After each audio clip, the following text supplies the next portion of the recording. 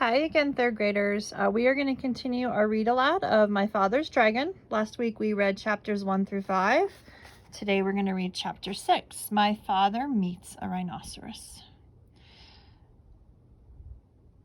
My father soon found a trail leading away from the clearing. All sorts of animals might be using it too, but he decided to follow the trail no matter what he met because it might lead to the dragon.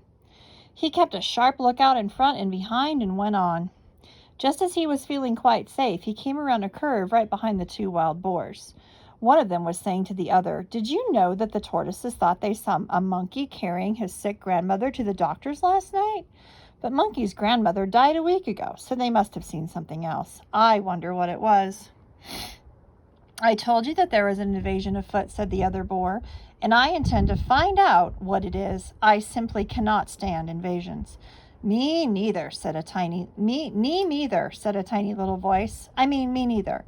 And my father knew that the mouse was there too. "Well," said the first boar, "you search the trail up this way to the dragon. I'll go back down the other way through the big clearing, and we'll send Mouse to watch the ocean rocks, in case the invasion should decide to go away before we find it." My father hid behind a mahogany tree just in time, and the first boar walked right past him.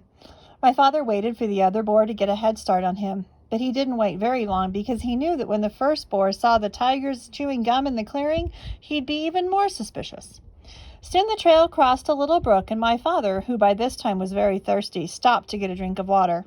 He still had on his rubber boots, so he waded into the little pool of water and was stooping down when something quite sharp picked him up by the seat of his pants and shook him very hard.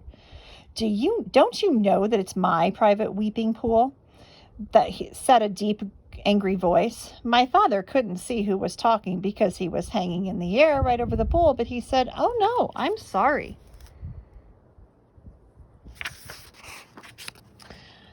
"I didn't know that everybody had a private weeping pool." "Everybody doesn't," says the angry voice, "but I do because I have such a big thing to weep about, and I drown everybody I find using my weeping pool." With that, the animal tossed my father up and down over the water. "What is it that you weep about so much?" asked my father, trying to get his breath, and he thought over all the things he had in his pack. "Oh, I have many things to weep about, but the biggest thing is the color of my tusk." My father squirmed every which way trying to see the tusk, but it was through the seat of his pants where he couldn't possibly see it. "When I was a young rhinoceros, my tusk was pearly white," said the animal. And then my father knew that he was hanging by the seat of his pants from the rhinoceros tusk. "But it has turned a nasty yellow-gray in my old age, and I find it very ugly. You see, everything else about me is ugly, but when I had a beautiful tusk, I didn't worry about the rest. Now that my tusk is ugly too, I can't sleep nights just thinking about how completely ugly I am, and I weep all the time. But why should I be telling you these things? I caught you using my pool, and now I'm going to drown you."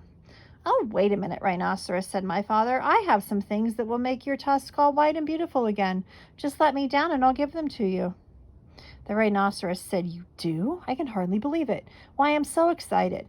He put my father down and danced around in a circle while my father got out the tube of toothpaste and the toothbrush. "Now," said my father, "just move your tusk a little nearer, please, and I'll show you how to begin." My father wet the brush in the pool, squeezed on a dab of toothpaste, and scrubbed very hard in one tiny spot.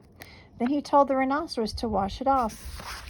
And when the pool was calm again, he told the rhinoceros to look in the water and see how white the little spot was. It was hard to see in the dim light of the jungle, but sure enough, the spot shone pearly white, just like new.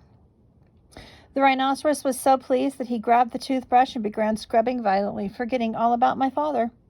Just then my father heard hoofsteps, and he jumped behind the rhinoceros. It was the boar coming back from the big clearing where the tigers were chewing gum. The boar looked at the rhinoceros and at the toothbrush and at the tube of toothpaste, and he scratched his ear on a tree. "Tell me, Rhinoceros," he said, "where did you get that fine tube of toothpaste and that toothbrush?" "Too busy," said the rhinoceros, and he went on brushing as hard as he could.